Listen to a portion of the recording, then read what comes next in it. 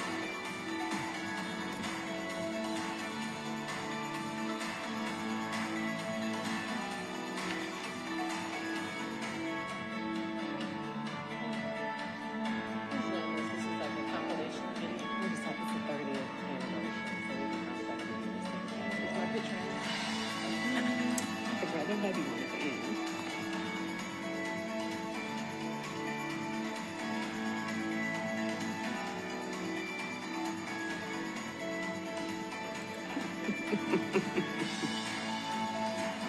was.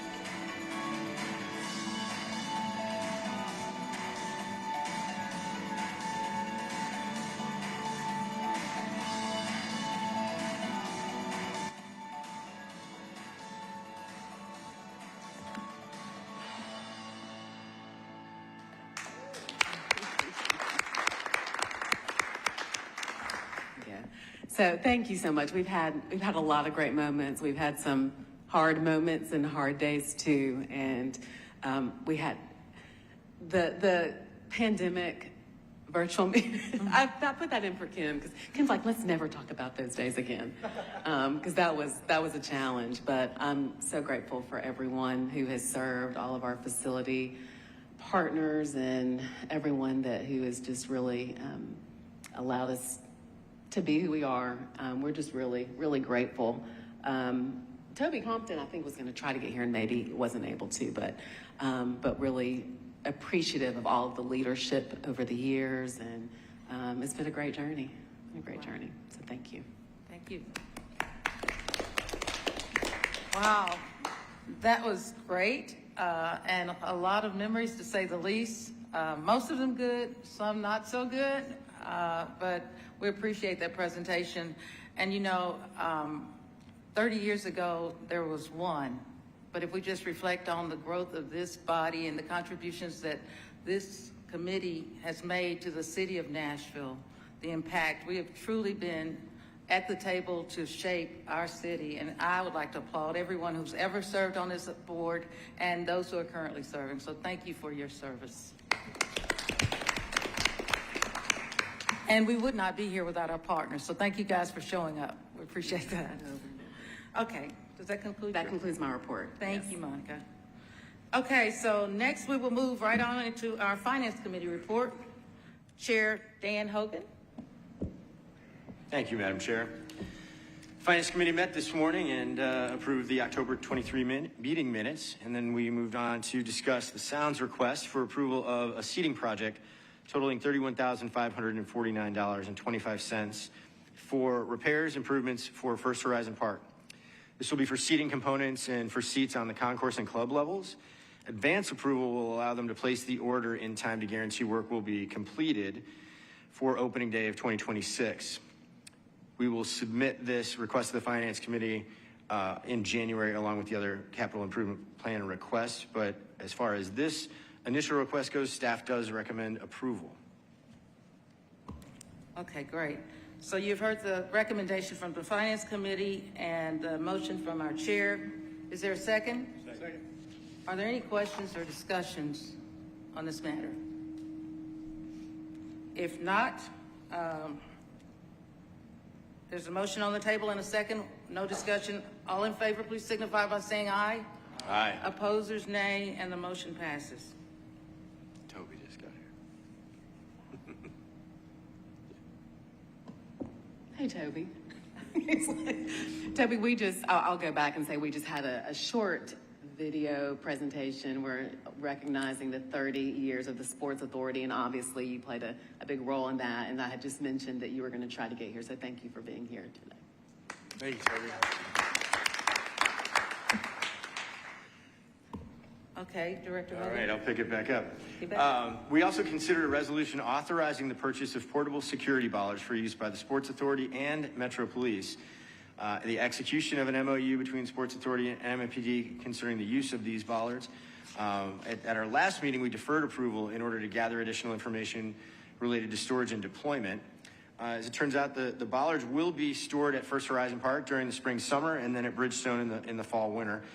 The Convention Authority, President Charles Stark, has offered to let us store in trailers in one of their lots during times when additional or alternate storage is needed, so that solved a big problem for us. The bollards will be prioritized for Sports Authority venues, but may also be deployed for MNPD use for special events when not in use at one of our facilities. Meridian is the recommended vendor, and the quote remains the same at $360,375, which does include a training fee of approximately $4,000, which they are going to waive when we place the order. We do have sufficient funds to purchase these bollards from Sports Authority revenue sources, so staff also recommends approval. Okay, so you have heard the recommendation from the Finance Committee and a motion. Is there a second? Second. Okay, there's a motion and a second. Any discussion or questions? We've been talking about the bollards for the last couple of meetings, so if all hearts and minds aren't clear, this is a great time to ask your questions. I'd just like to acknowledge Councilman Pulley for working so hard to make this happen. Thank you for your dedicated efforts on this topic. Great. Any other comments? If not, all in favor, please signify by saying aye. Aye. Opposers, nay, and the motion passes. Finance Committee also considered approval of a resolution authorizing the engagement of Cumming Management Group to assist in procuring a qualified firm to repair and replace the scoreboard and digital signage for First Horizon, and to provide subsequent project management services. The scoreboard has experienced multiple failures, as we are all aware, and the parts can no longer be sourced easily. So the target for completion is opening day 2027. Cummings' quote for procurement and project management is a not to exceed number of $75,500. We also have sufficient funds from Sports Authority revenue sources. The Finance Committee and staff also recommends approval, Madam Chair. Thank you, Director Hogan. You've heard the motion. Is there a second? Second. Questions, discussion? If not, all in favor, please signify by saying aye. Aye. Opposers, nay, and the motion passes. Thank you, Madam Chair. And lastly, Heather Hill provided us an update and timeline on the procurement of a consultant to perform a condition assessment at First Horizon Park. A copy of the timeline is in your binder. Are there any questions on that? Seeing none, Madam Chair, that concludes my report. Thank you so much. As you can see, we move pretty swiftly through our financial commitments, but we want you to know that they're not without thought. It's because of the efforts that go into the Finance Committee meetings prior to this full board meeting, and we had a great meeting this morning. And with that in mind, what I would like a point of privilege as chair. I would like to add an additional member to the Finance Committee. I think it's important that we're able to complete our work during those meetings, and as we spread ourselves widely, I think that more is better. So at this point, I would like to ask Director Pulley if he would consider serving on our Finance Committee. Yes, ma'am. Thank you, Director Pulley. Great job. Thank you.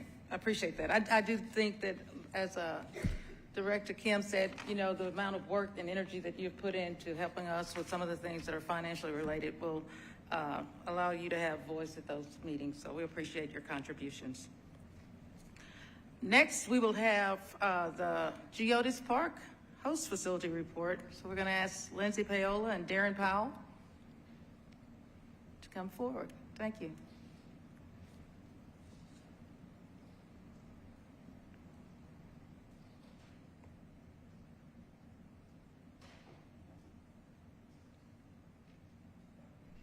Good morning. Lindsay Paola, Chief Business Officer for Nashville Soccer Club. The executive director stole my thunder on our stats for the year, but they're all good, obviously. So it was a great season. The only other thing I would add is because we won the Lamar Hunt Open Cup, we are part of the CONCACAF Champions Cup next year in 2026. And we'll learn who our opponents are in December when they do the draw. So we're very excited about that. Also, this year we had one concert, 2 nights, Tyler Childers. It was fantastic. It was a great event for us. I realized I didn't change the slide. Sorry. You can see where we landed on the table for the end of the season. The one thing that's not on this slide, it was big news, breaking news out of Major League Soccer last week, is the schedule change. So the schedule will change in 2026. There will be a sprint season as they're referring to it right now. It'll get some other name at some point, I'm sure. So February to May will be a condensed season. And then July 2027 to May 2028 will be the new season so that we align with the European calendar. There's lots of reasons, and I won't go into it, for why this is beneficial for the league, but 2027 will be a very interesting year for the club. So we'll move to the European calendar starting in 2027. And then on my next slide, just a little list of all the things we've done this year at Geodis Park. It was a very busy year for us, and I think next year will be even busier. So in the off season, our staff are working on updates to Geodis Park and maintaining this facility. It's a beautiful facility, and we're lucky to be here. I'm now going to turn it over to Darren Powell. He's the head of our academy. I'm really excited actually to listen to him speak about our academy and how players go from the academy all the way to the first team. So I'm going to turn it over to Darren.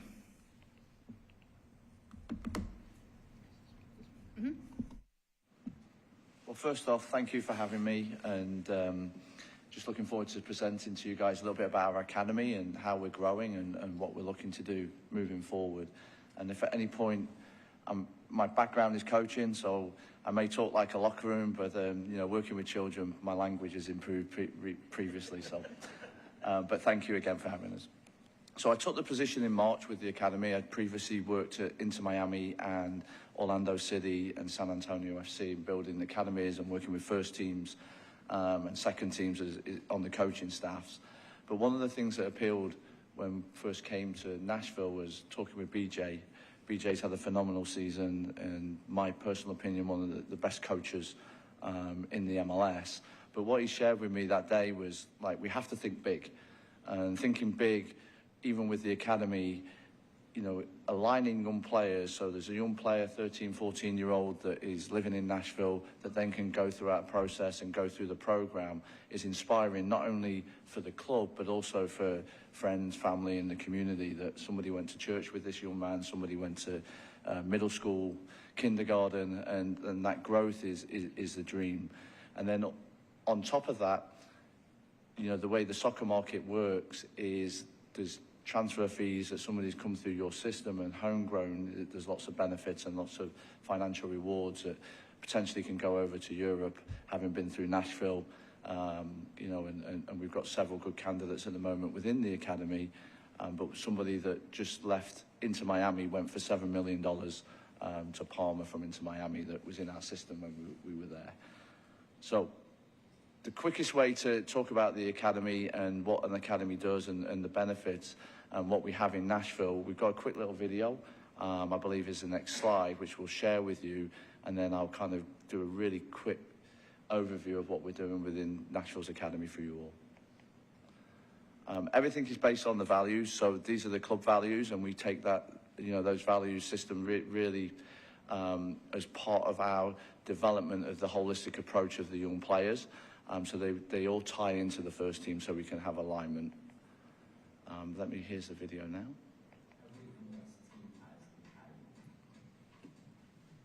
Essentially, what the academy is there for is to produce homegrown players that can become valuable assets for the first team.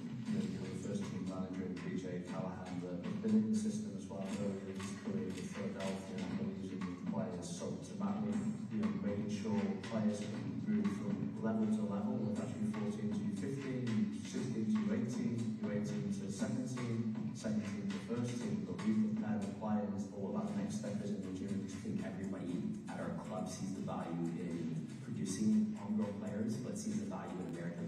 So I think it goes to show that they get recognition by getting recognized nationally. And so I think it speaks volumes to what we're doing. To get appearances with your country is pretty huge, and it was a really fun experience. It's an amazing feeling. It's very exciting for my family as well, just to be able to kind of give them something back, being able to represent my country, which is huge. None of it would have been possible without the academy support. We have a conscious effort to try to play young players. And so I think, even this year in 2025, you've seen Matthew Corcoran, who's 19, get a lot of games. You've seen Chris Applewhite, who's 17, get first-team games. And so I think we're committed to what we say. What we say is we want to produce homegrown players, but I think we're also starting to show that. If you look at our facilities, I think CIA could here where we are. It is one of the best facilities within the country. We just have a lot. We have 2 full grass pitches. We have a turf field that we can use when the weather's not so pleasant. We have a gym available. There's a lot going on all year long, but it's exciting. I think as a club we have high expectations and standards, and all the players in the academy should use soccer to be able to open up doors. A player who does well in school will also have more options and more doors. We have a teacher who is on site. We also have a player welfare officer who is strict, who makes sure she's monitoring the kids who go to school online, making sure she's monitoring their grades. And so it's important for us to make sure that we set up kids for success. It's really, really important that we understand that professionalism, that team first, that intensity, that competitiveness are all big values within our academy. The host family is extremely important, I think, to the success of us as a club. With our recruiting, we bring kids from outside of our territory. And having the host families is like a support system for the players that we work on. And so we have kids who just come across the country instead of bringing their residency. We think it's very important for them to be in a family environment.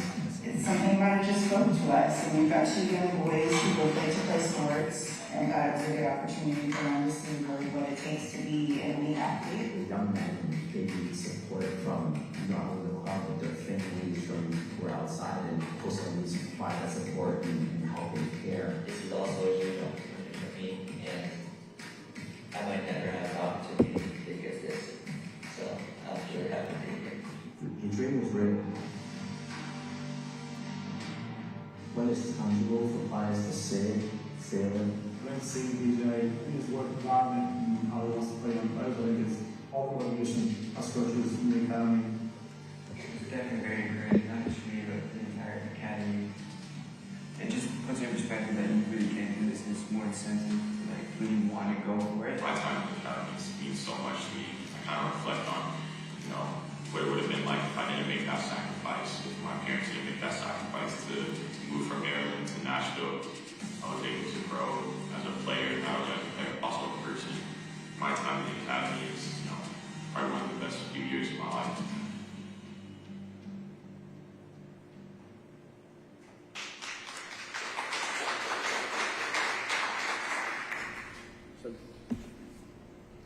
So this is a video we use to kind of just summarize what we do, because there's lots of facets that we do within the academy.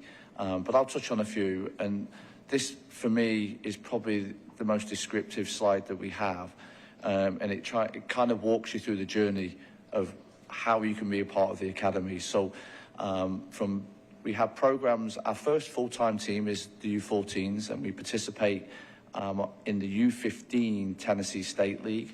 That gives us flexibility with programming, and those U14s will actually travel to England, which will be our first overseas trip with the academy in March of next year. And we'll play, teams along the lines of Chelsea, Tottenham, with our academies and representing Nashville. So that's an exciting part of that program. But we have that flexibility.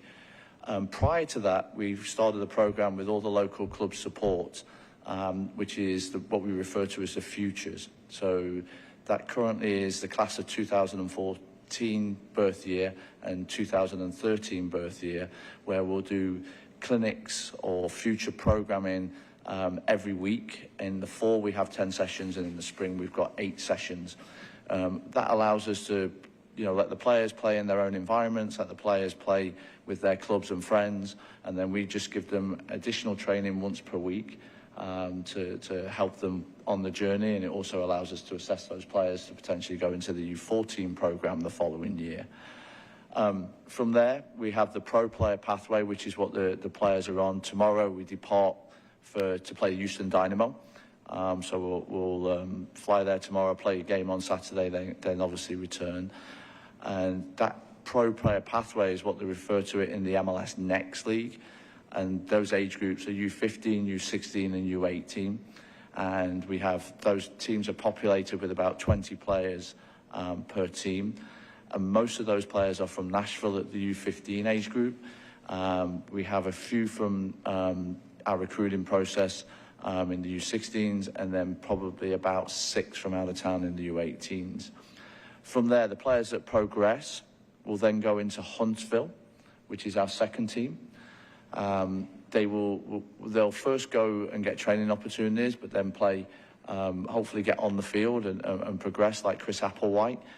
Chris played 17 games in 2024 with the second team, and then was able to progress to the first team. And that's the pathway that goes through the club, and they play in the MLS Next Pro League and then the MLS. On the left-hand side of the side is what we try and help the players understand as they go through our system.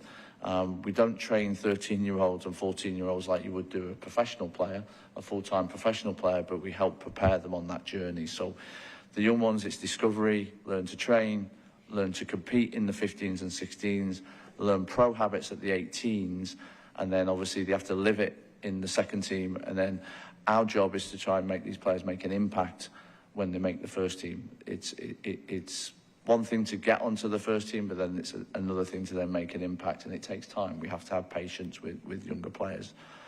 So it's a process that is happening across the states, and what we like to do with the players is then align them, so every time they go on to the next step, they know what to expect.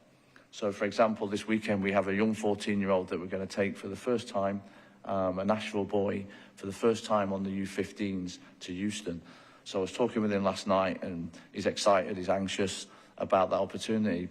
But then it dawned on me, he's never flown before. And so these are the experiences that we manage as a staff and help them not only on the field, but also off the field. So what do we look for in player criteria? I mean, I can read the list, but one of the things that's really, really important for guys that want to progress in this field is they bring intensity to training, because it's your habits that you do every day that give you the opportunity to live your dream. But we look for that potential in players. It's not only how they impact a game today, but what that potential looks like in 2 to 3 years.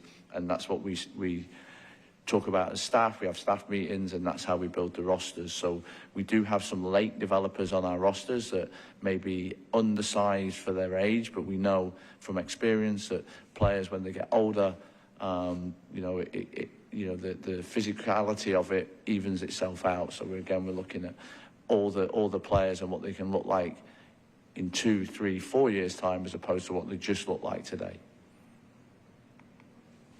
What does that journey look like? And this is what we share with the players. It's a slide that kind of takes you step by step to the first team. So it's kind of similar to the pyramid, but what does that look like if you're in the academy on a daily basis? Obviously, you make the roster. So when we start our pre-season meetings with the parents and the families, everybody's on that bottom rung of the ladder there, or the stairs, if you like, and everyone wants to climb forward. So first and foremost, you make the roster. It's a big deal. It's not easy to make those rosters, but we congratulate all the players, incoming players, for that. And then what are those next steps? So what does this look like?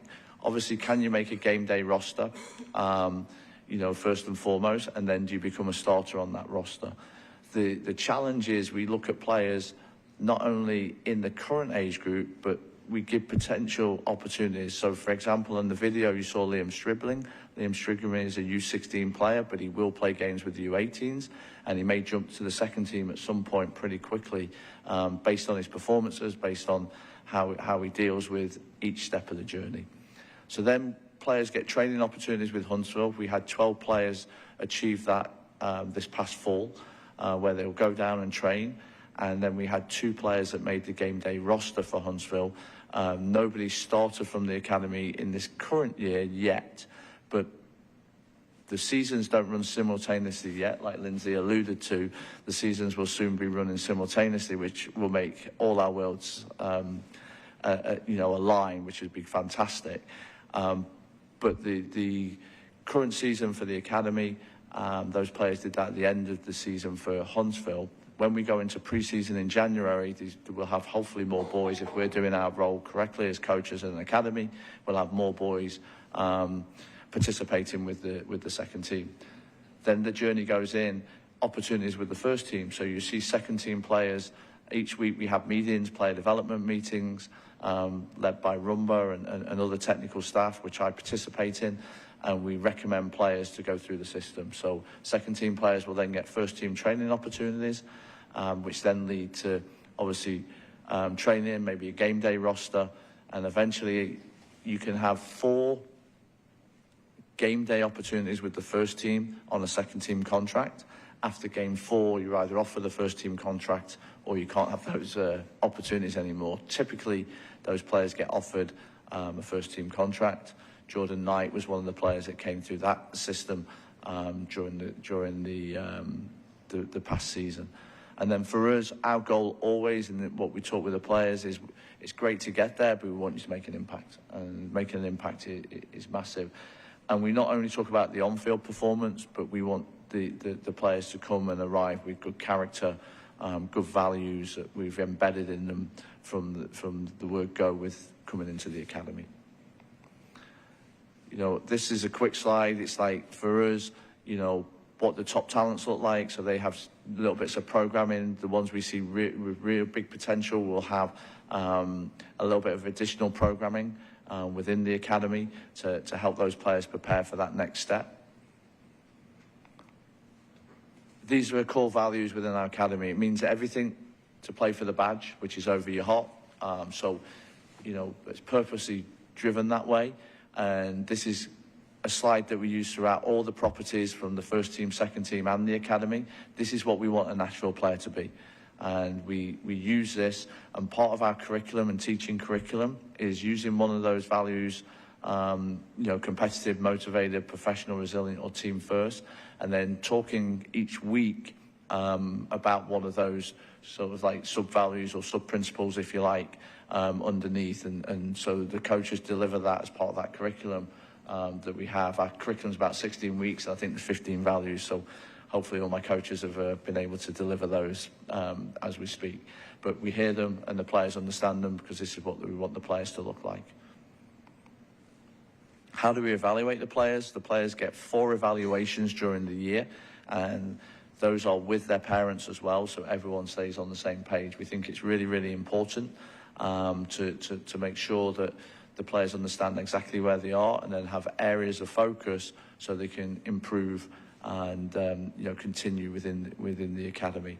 So this is broken down. The most important box is the current pathway. This is what all the players look at. But what we don't want is players to be surprised. We commit to all the players for 1 year in the academy, and we want them to have that year, but we want to make sure they don't hear at the end of the year, okay, you know, we're not going to return to the academy as a shock. So what we do is guide them through that process with a simple traffic light system where you're on a positive pathway, must improve, or at risk. Most of the first evaluations deliver must improve or at risk, just because everyone needs to improve when you're in an academy, and we have to be certain that we don't put players on 3 greens during the year, then the last one is a red. That's not fair to the individual or the family. So we really strategically plan out these years with all the players. Each coach fills these out with the player and the parents. What we're trying to do, and this is across the club, is produce a high-performance environment, and we're all focused and all connected. And the big thing is alignment from the academy, for us within the teams within the academy, so from 1 year to the next, the communication, the language we use, and it all derives from the first team. So everything, the coaching, the ideas, the methodology, all comes from the first team, and then my role as the academy director is to kind of drip feed that into the players and the coaches so everyone understands, so when you go to that next step, you're prepared. and I can talk about this all day. So what I'll do is these are the coaching standards and what we expect of the coaches and what we want to see in every training session. So we have a technical aspect, a tactical, physical, and a mentality. And we want to see that from the coaches as well as the players. So thank you, and I'll take any questions that you may have. Questions or comments? Yes, Dr. Pulley. I have a few, but hopefully they'll be brief answers. I heard you say this over and over, and I'm just want to clarify that the goal of this is to grow your own players, homegrown players into the big club, right? Okay. Yeah, correct. Is this a year-round academy or is it seasonal? It's a year-round. So basically, our season runs from August to the end of May / June for the playoffs. So each player goes in there for a year, and then they look to get added to the second year. But part of the new programming that we have is we actually commit to the players for 2 years, because we also have shadow teams. So basically you would do year one in the academy. If you were released from the program or deemed, for lack of a better term, not progressing with that team, you're released. We release them into the shadow program. So right now we have about 4 or 5 players released last year that are training with the shadow program. So we keep tabs on them, and those shadow players can be called into our program at any time. Okay. How do you get your players? So we use the local club network. So we've tapped into the local club network, and we also have a scout. So we have a scout that gatekeeps the whole of Tennessee. Our territory is Tennessee, so we have a scout that runs the territory. So he goes to Memphis, goes to Knoxville, Chattanooga to identify players, and then we bring them into the futures program or the shadow teams to have identify them on our campus. And then obviously if they're deemed, we feel we can add them to the roster, we do. We also have 2 out-of-market scouts, one's based in California and one based in Florida, which are typically talent-rich areas. And so we do bring in players that we feel can make a really big impact, in the older age groups. Okay. So you recruit and do like Director Crawford does, scour the country for your big players. Yeah. How's this funded? Do you fund it yourself? The club funds it, yes. Okay. It's and heavily funded. Last quick question. I heard you refer to maybe 2 players in the video that are on your team now. What kind of numbers, you've done this in several locations, what kind of numbers do you have in terms of players who actually climb out of this program and make the big club? Yeah, so obviously Nashville, we're in the infancy of the program, so we're growing it. And so the growth, will hopefully happen. Obviously that's part of my role, to see that happen and oversee that. But typically you like to have 1 or 2 per class that have that opportunity. Now, they all don't make an impact. So, for example, from my previous experience in Miami, we had 17 debut in 4 years from the second team to the first team that had gone on that pathway. And that includes the college draft picks, which is a kind of a slight offshoot of all this. So the goal would be to get 1 or 2 per year, and then, those big impact players, they come along every so often. So what we're super excited about, we have a generation of 2010s that finished 4th in the country last year. This year haven't started so great, but they're not physically developed yet, but are very talented players that we've got high hopes for moving forward. Well, this is very interesting. I had no idea you did this, and it's really pretty cool. Thanks for sharing. No, thank you. Other questions, comments? How many employees do you have in the academy or related? Yeah, probably solely working in the academy, full-time is probably about 15, 16. And then part-time, we probably get up to about 22, 23. So we have, we work closely with like Belmont University for interns for our medical department, for example. So we have the school program, we have obviously administrative staff, coaches, specialist coaches, high performance and medical equipment managers. So it's a full operation. And yeah, probably, so I think it's like 16 full-time if I'm not mistaken, and I think we've got the part-time of about 8. And then how many students? So about 80 in the program that are full-time. I think that really highlights the impact of this facility beyond just soccer. And when we were thinking about, you know, the economic impact, the cultural family values, it's just tremendous. So thank you for sharing that. Thank you.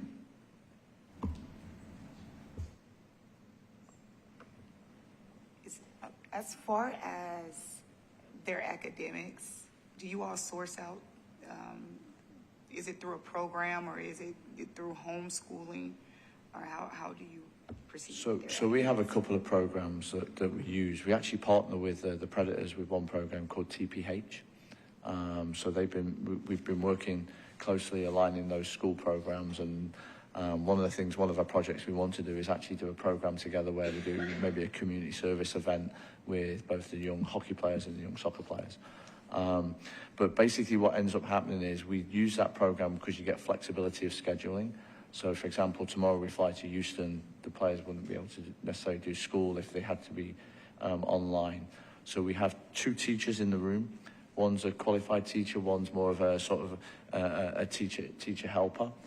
And that program we use, and I think the majority of the school participants are in that program, but we do have players, say, from Florida that use Florida Virtual, a couple of players from California that use California Virtual, so that's where the other teacher becomes a proctor of theirs and helps them stay on top of their academics. We do have a program where I get the academic reports on a Thursday, so we have, if people are off pace, they won't play. So it's a pretty, again, I use a traffic light system a lot, but yellow, you've got a week to make up your work, and if you're red, then you're unavailable for selection for that coach this weekend. So I don't think we've had that issue at all this fall. We had a few early on, but now I think people are quite in tune to what's going on, and the players follow the school system, because we want to make sure they're all on the college pathway. So, you know, the college pathway is important because that's another good option for these young men. So if they don't make it on the professional dream, which a majority won't, they stay on track to be able to participate and earn college scholarships. Other comments, questions? If not, I'll just wrap up by saying that I love the intentionality around this program. I love the fact that we're home-growing potential players for the future, but beyond that, the core values and the principles and the family and the education and all the things that you base it on, there's no way anybody could not win if they go through this program. So congratulations, I think it's awesome. Thank you for listening. Thank you.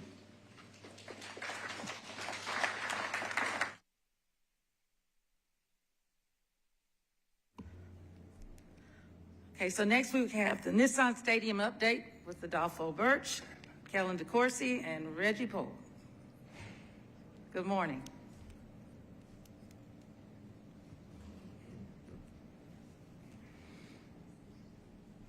Good morning, and thank you, as always, for giving us the opportunity to give you all an update of what's going on the East Bank as of today. If I could take a point of privilege, I think we'd want to recognize our current and former service members.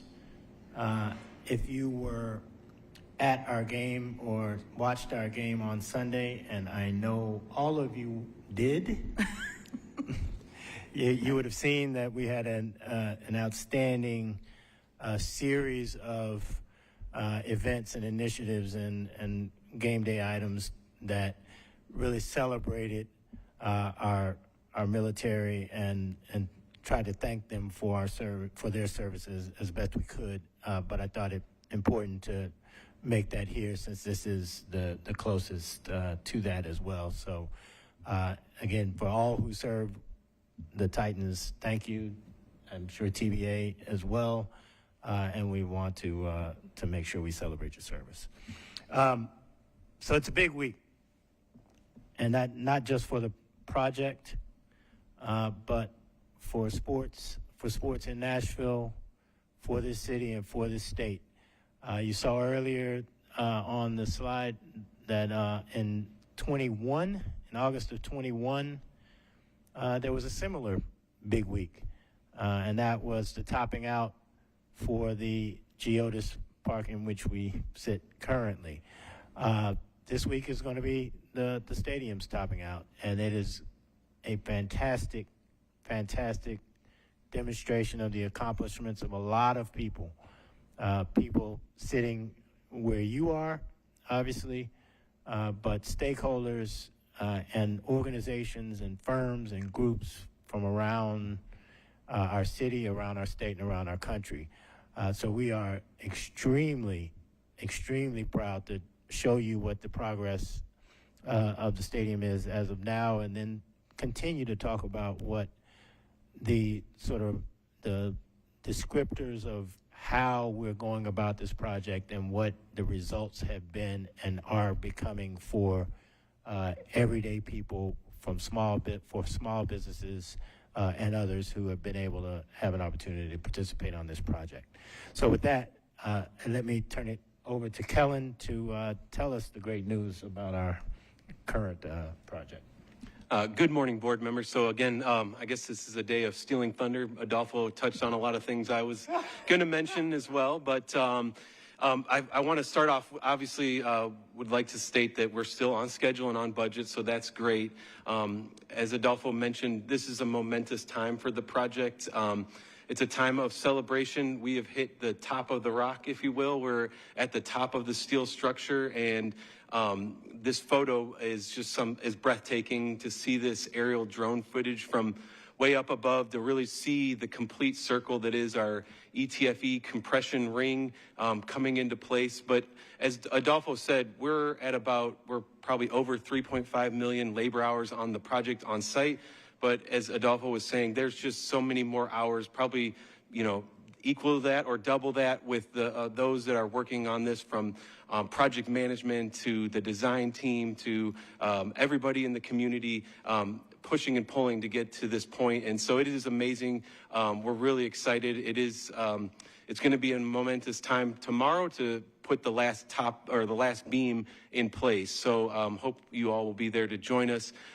There's a lot to see just in this photo here. As we've topped out the steel structure, you'll see that the stadia inside the bowl is almost nearing completion. We are just remaining on the lower bowl on the east end of the stadium, which is actually to the top of this image. So we are really now pushing to focus on the enclosure of the stadium now that we've reached the top of the structure. What's really also, in addition to just putting in the last beam, which we'll do tomorrow, we did set the last of the compression ring, which is just a marvelous feat of engineering.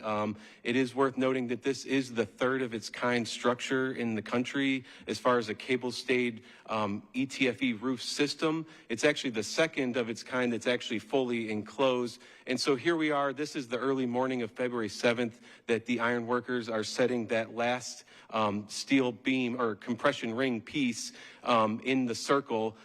There were 50 of those pieces. It is amazing that this all just came together perfectly. It's the last keystone piece. There's been about 200 iron workers working on this project to get the structural steel in place, and about 60 that have been focused solely on this compression ring. So it's amazing to see that come into place. The roof will actually be a little bit taller with the top of the ETFE roof with the cable structure, about 30 feet taller than what you're seeing here today. But by and large, we've kind of topped out the building, and we're ready to start getting the building enclosed.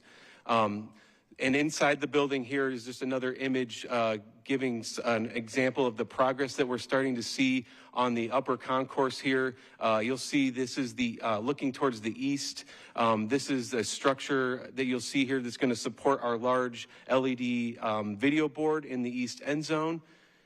And then also, really, as I mentioned, the name of the game right now is focusing on the enclosure of the building. You'll see the lower two levels of the building here with the the curtain wall system going in place. We will start to see the curtain wall glazing going up on the level 300 terrace level. That's the next level above that. That should be starting here in the next week or two.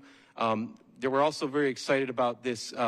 There's kind of the rectangular shape in the middle there that's kind of the brown material. That is actually where our exterior video board will be on the south side of the building facing the future plaza. So we're really excited about the programming and the events that can happen in the outdoor plaza of the stadium. We also have seen the arrival of all of the cooling tower cells then on the stadium that are actually on the left-hand photo here. There's 6 cooling tower cells that will help support all of the cooling inside the building. So that is underway to make sure that when we're fully enclosed that we're getting conditioning going on. And then on the right-hand side image here is to show you again all of the work that's taking place to get the building enclosed. And I just wanted to touch on that it's one thing to get all the material installed, which is great and going well with all of the coordination with TBA and all the trades that need to work with one another. But we are also making sure this is being done with quality. Over the past month, we've been doing a significant amount of water infiltration testing on this window system that you see here. So we've been applying pressure and water on the windows to ensure that we're not seeing leaks. So that's been an ongoing effort, and so far so good. And then also inside the building, we are continuing to make sure that our vertical transportation is moving forward. On the left-hand side, you'll see here is an image of one of the elevator cabs. The platforms of the elevator cabs are going in. We're working on currently, I believe, 11 of the 37 elevators are underway. And then this image here on the right-hand side kind of really just gives you an example of how great the seating is inside the stadium. This is actually from the 300, our upper concourse terrace level. So it's going to be amazing views, not a bad seat in the house. And then, again, where Adolfo started us off, the TBA team took a moment to celebrate Veterans Day here with the hanging of the flag over the stadium. So that was great to see. And then also, it's worth noting, you'll see less of the cranes inside the stadium. The 2 red cranes that you saw earlier in the image, those have already been removed. So we're moving our way out. And then last but not least, did want to touch on the South 2nd Street project that is underway as well. Bell is our contractor for this project. We're working on completing the southern leg here. It's not much of a roadway project to look at the moment. You'll see on the left-hand side of this photo, that is the temporary roadway that we've constructed to connect Victory Avenue to Shelby, but the new roadway will basically be sitting between that road and the old 2nd Street that you can kind of make out on the right-hand side. So we're going to kind of land the roadway in the middle. The roadway is targeted to be complete in summer of next year in 26. And it is critical that that is delivered, as that'll kind of be the landing point and the greeting point for all of our fans that arrive at the stadium, especially from the pedestrian bridge when we open in early 2027. So that would conclude our construction update. I don't know if you have any questions. How many days in are we? That's a good question. I don't know exactly the total number of days, but we are just at about 19 months of construction. Other comments or questions? Not, as always, thank you for that update. Things seem to be moving quickly. I think that's an understatement. But listen, obviously, as I mentioned earlier, one of the goals of this project was to encourage and facilitate the participation in the project by the broadest group of people, as workers, as firms, as small businesses, and others that could be able to benefit from this project as well. So in that sense, we'll talk a little bit about the numbers that we typically give you that help us to show the indicators of that level and breadth of participation. Then we'll move on and talk a little bit about the workforce side of things and how we're looking on that end and then I think that'll wrap us up. But as you can see here, we continue to improve on our numbers in all of the categories that we track, with a total of over more than $152 million in spend thus far across 121 firms. That number is higher than last month's numbers. It's higher than the month before's numbers, and it continues to rise, and we continue to meet and stay on track with where we have and promised and encouraged everyone that we would meet. In particular, I probably would want to point out that we are still got a few more RFPs and other things to come out. So as those come out, both of these numbers will continue to improve as well, and continue to keep us on track. But, as you know, a lot of this it catches up with respect to the project and the scheduling of the project, different RFPs and things. Turning to our workforce I'll pass it over to John Gromos. Yeah, good morning. John Gromos representing TBA. This is similar information that we report on a monthly basis. We're approaching 6,000 unique workers. I will note that these data, these points are from the end of October, so we continue to progress. We are approaching or will surpass, I think, tomorrow 3.7 million work hours. So the workforce continues to grow. We hit a peak earlier this week, 1,766 workers on Tuesday. We'll continue to see that number increase over time. That workforce will shift. I've mentioned that before. Now that we're topped out with steel, the steel workforce will decline, but we'll see an increase in drywall and painters and all the other interior trades as we focus, as Kellen said, from finishing the exterior of the building to all the square footage in the interior of the building. You can see the percentages will continue to change as well, but we're very proud of the representation of the workforce as we continue to progress on schedule. Safety remains our priority. Unfortunately, we did have one new recordable incident in the month of October. We had a gentleman using a tool, maybe had some bad hand placement, and a piece of, it was a magnetic drill, dropped and smashed his hand a little bit. So that ended up being a recordable. We continue to talk about the recordable rates. We have 15 recordables project to date. The rate is the important number that we're talking about. I think when I initially reported this, we were at 1.06. We said our goal was to get below 1, always driving towards a best-in-class of 0.5. End of October, we were 0.87. Our current workforce, we're putting about 400,000 work hours in place a month. So as long as we don't contribute any more additional recordables on the kind of the numerator of this calculation, the denominator will continue growing work hours. We're at 0.81 right now, and our goal is to get to 0.75 and then continue growing down.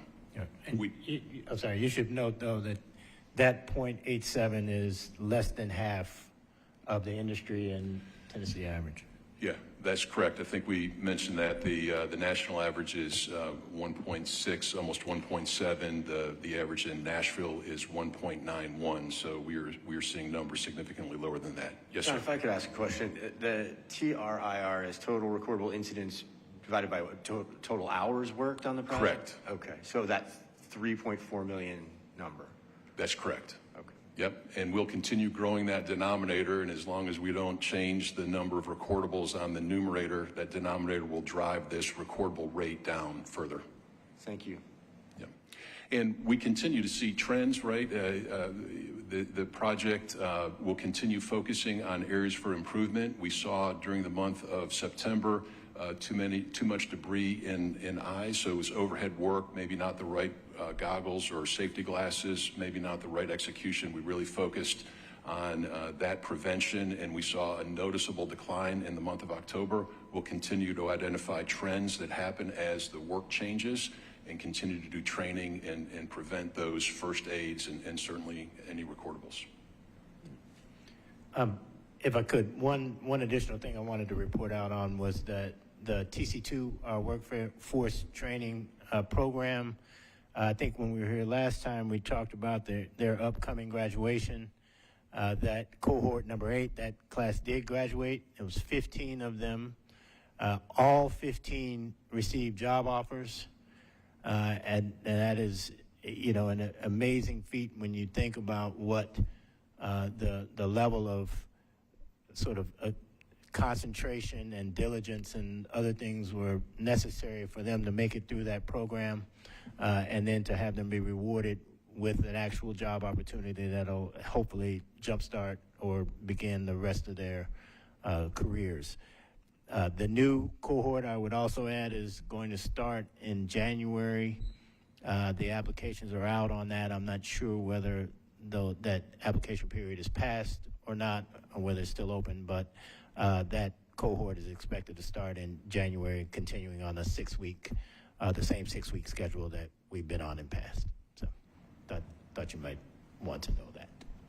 Thank you. That concludes our report. Great, thank you. Any other comments, questions? Driving down the road and all of a sudden, here's this stadium. It sure makes the other stadium look bad now, so we need to get rid of it. The current stadium is an awesome place to watch a game today. We encourage everyone to continue to do so. Great. Thank you guys for that report. We appreciate it. So this concludes our agenda. I want to thank the Finance Committee, the board, the staff, and all of our presenters this morning. Many thanks again to Geodis and Nashville SC for hosting us. Unless something unexpected occurs, this will be our last meeting for this year. Our next scheduled meeting is January 15, 2026. Thank you all for an incredible year. Thank you for your time and your commitment to this board. I wish everyone a happy Thanksgiving and an enjoyable holiday season. Thank you, and at this time, I will entertain a motion to adjourn. Consider yourselves adjourned. Thank you.